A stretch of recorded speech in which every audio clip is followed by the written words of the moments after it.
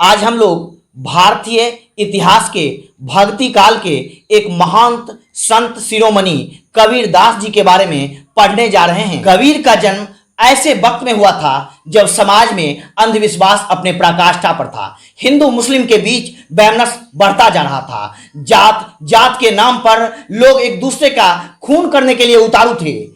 लोग धर्म में भी आडंबर और अंधविश्वास को इस तरह घालमेल कर दिया था कि लोगों के लिए जीना दूभर हो रहा था। ऐसे समय में इस धरती पर कबीर जैसे महान व्यक्तित्व का आगमन होता है और अपने विचार से धर्म के आडंबर को, हिंदू मुस्लिम के बीच बन रहे वैमनस्यता को तोड़ने का प्रयास करते हैं। कबीर तो ऐसे महान शख्स होते हैं। कबीर अपनी वाणी से हिंदू और मुस्लिम दोनों के धर्म पर, दोनों के पूजा पद्धति पर और दोनों के अंधविश्वासों पर कुठाराघात करते हैं। वो दोनों को उनका सही मकसद बताते हैं, दोनों को इंसानियत का पाठ पढ़ाते हैं। कबीर ने एक तरफ हिंदुओं को कहा, पोथी पढ़ी पढ़ी जगमुआ पंडित भया न कोई, ढाई आखर प्रेम का पढ़े सो पंडित होय। कहा इन्होंने हिंदुओं को कि बड़े बड़े पोथी को पढ़ लेने से कोई पंडित नहीं हो जाता है, बल्कि जिसके हृदय में प्रेम होगा, ममता होगा, भाईचारा होगा, सहृदयता होगा, दया होगा, दान होगा, करुणा होगा, वो पंडित हो सकते हैं। तो हिंदुओं के पूजा पद्धति पर इन्होंने व्यंग करते हुए कहा कि पाहन पूजे तो हरि मिले, तो मैं पूजूं पहाड़, तात चाकी भली पीस खाए क्यों को संसार। कहा कि हिंदुओं, अगर पत्थर को पूजने से भगवान मिल जाए तो हम पूरे पहाड़ को पूजेंगे। फिर इस पत्थर की चाकी को, चाकरी मतलब वो जो प्राचीन काल में जाता होता था, उसको चला चला कर हम आटा को पीसते थे, हम गेहूं को पीस करके आटा बना करके खाते थे। तो कबीर जी कहते हैं कि इस पत्थर को पीसने यानी घिसने का कोई अर्थ नहीं रह जाता, बल्कि इस पत्थर को हम पूज पूज कर ही खा लेते। तो पत्थर को पूजने से भगवान नहीं मिलता, भगवान हृदय में है, भगवान आत्मा में है, इसलिए पत्थर में भगवान नहीं है। जो लोग पत्थर के मूरत में भगवान की सूरत को ढूंढते हैं, उनके ऊपर व्यंग करते हैं, अपने व्यंग बाणों से वो हिंदू और मुस्लिम दोनों की धर्म भीरुता को समाज के सामने लाते हैं। वो हिंदुओं को एक तरफ लताड़ते हुए वो कहते हैं कि पाहन पूजे तो हरि मिले, तो मैं पूजूं पहाड़, तात चाकी भली पीस खाए संसार। तो दूसरी तरफ ये मुसलमानों को भी नहीं छोड़ते हैं। मुसलमानों को कहते हैं कांकर पाथर जोड़ के मस्जिद लियो चुनाए, ता चढ़ी मुल्ला बांग दे क्या बहरा हुआ खुदाए। कहते हैं कि मुस्लिमों, आपने कंकर पत्थर जोड़कर बड़े बड़े मस्जिद बना लिए, लेकिन उस पर जोर जोर से चिल्लाते हैं, क्या आपका खुदा बहरा है? खुदा तो हर कण में है, हर क्षण में है, हर जगह है। खुदा न तो काबा में है, न तो काशी में है, खुदा तो न मंदिर में है न मस्जिद में है। इनका राम भी एक है, इनका अल्लाह भी एक है। इसलिए कबीर जी एक ईश्वर को मानते हैं। कबीर राम भक्त शाखा के, निर्गुण शाखा के ये कवि थे। निर्गुण यानी इनके राम का न कोई गुण था, न कोई आकार था, न कोई इनके रहने का स्थान था। राम का, इनका जो राम था वो न तो मंदिर में था, न तो मस्जिद में था, न तो गिरजाघर में था, न तो गुरुद्वारे में था। इनका राम हर कण में था, हर क्षण में था, हर कोने में था, हर आत्मा में था। और आत्मा में ही परमात्मा का वास होता है। यही कबीर की वाणी थी। लेकिन दुर्भाग्य देखिए कि कबीर निरक्षर थे। कबीर को अक्षर का ज्ञान नहीं था, क्योंकि कबीर स्वयं एक जगह बताते हैं, मसी कागज छुओ नहीं, कलम गहियो नहीं हाथ। यानी मैंने ना तो कभी कागज को छुआ और ना ही कलम को हाथ से पकड़ा। इसलिए कबीर स्वयं स्वीकार करते हैं कि वो निरक्षर थे।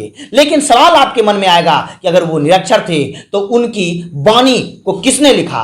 तो उनकी वाणी को उनके कुछ शिष्यों ने लिखा। उन्हीं में एक शिष्य था धर्मदास। उनके शिष्य धर्मदास ने उनके वाणी का बीजक नाम से संकलन किया, और ये बीजक 3 भागों में बटा है, साखी, शबद, रामायणी। लेकिन इन तीनों को जानने से पहले हम थोड़ा सा यह जानने का प्रयास करते हैं कि कबीर दास की जीवनी क्या थी। दरअसल कबीर दास की जीवनी पर कंट्राडिक्शन है। इतिहासकार खुद इनकी जीवनी को सुलझा नहीं पाए हैं। बहुत सारे इतिहासकारों का मानना है कि इनका जन्म 1425 ईस्वी में हुआ था, तो बहुत सारे इतिहासकारों का मानना है कि इनका जन्म 1398 ईस्वी में हुआ था, और कुछ अन्य स्रोत भी सामने आते हैं। लेकिन कोई अभी तक प्रमाणिक स्रोत सामने नहीं आ पाया कि इनका जन्म असल में हुआ कब था। दरअसल इनके जन्म के बारे में एक कहानी है कि एक विधवा ब्राह्मणी की कोख से इनका जन्म हुआ था और विधवा ब्राह्मणी ने लोक लाज के डर से इनको वाराणसी में लहरतारा के समीप इस छोटे से अबोध बालक को छोड़ दिया था। वही रास्ते से नीरू और नीमा नाम का एक जुल्हा दंपत्ति गुजर रहा था जो निसंतान था। इस निसंतान दंपत्ति ने इस बालक की चहचहाट को सुनकर इसे गोद में उठा लिया और ये ले गए और ये पालन पोषण किया। कहा जाता है इनके नामकरण के लिए काजी ने जब पहला पन्ना खोला तो उस पन्ने पर नाम लिखा मिला कबीर, जिसका अर्थ होता है महान। तो इस बालक का नाम वहीं से पड़ गया कबीर, यानी इन्हें इस बालक ने आगे चलकर अपने नाम को सार्थक किया और महान बन गए। कबीर के बारे में बहुत सारी भ्रांतियां हैं। कबीर का जन्म वाराणसी में हुआ था और उनकी कर्म स्थली भी वाराणसी थी। ये सिकंदर लोदी के समकालीन थे। याद रखना है, बहुत जगह पूछता है कि ये किन के समकालीन थे। सिकंदर लोदी के समकालीन थे और सिकंदर लोदी ने इन पर कई बार अत्याचार भी किया था। इस बात का भी कई पुस्तक प्रमाण प्रस्तुत करता है। सिकंदर लोदी के समकालीन के अलावा ये बघेल राजा नरसिंह देव के भी समकालीन थे। बघेल राजा नरसिंह देव के भी समकालीन थे। इस बात को भी आप याद रखेंगे। तो इनका जन्म और मृत्यु के स्थान को कभी कभी पूछा जाता है, तो इसको याद रखने के लिए एक छोटा सा ट्रिक है, काम क्वाकर मोकाम।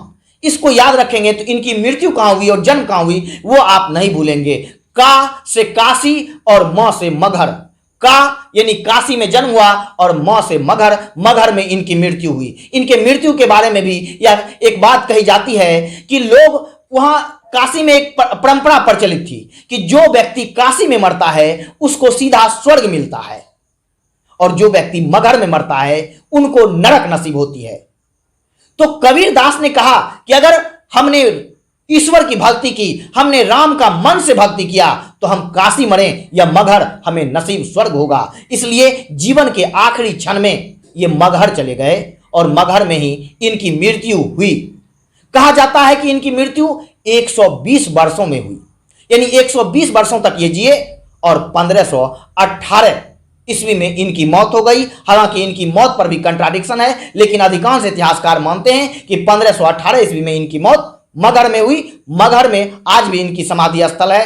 कहा जाता है इनकी मौत हो गई तो हिंदू मुस्लिम अपने अपने रीति रिवाज से इनको दफन करना चाहते थे। तो जब इनके लाश पर से चादर हटाया गया तो कुछ फूल मिले और दोनों संप्रदाय के लोगों ने उस फूल को बांट लिया।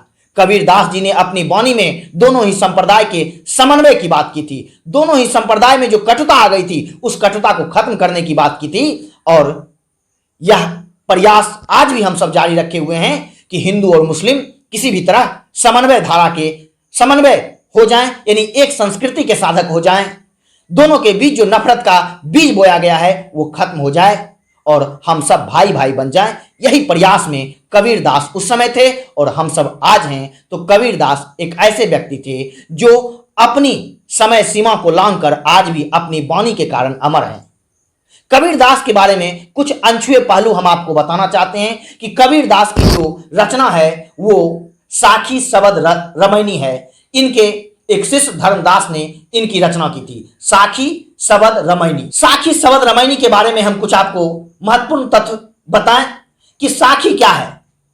साखी एक संस्कृत भाषा का शब्द है। इसमें साखी में कबीर दास के दोहे लिखे गए हैं और इसकी भाषा घुमक्कड़ी है। साखी की भाषा घुमक्कड़ी है और इनमें कबीर दास के दोहे लिखे गए हैं। खास करके ऐसे दोहे लिखे गए हैं जहां दो संप्रदायों के बीच मनमुटाव को कम किया जा सके, ऐसे दोहे साखी में हैं।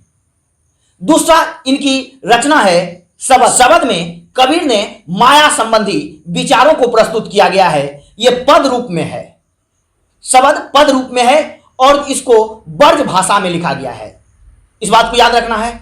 एक और बचता है रमैनी। रमैनी में राम के संबंधित पदों का वर्णन किया गया है और यह भी ब्रज भाषा या इसको पूर्वी भाषा भी कहते हैं, इसमें इसकी रचना की गई है।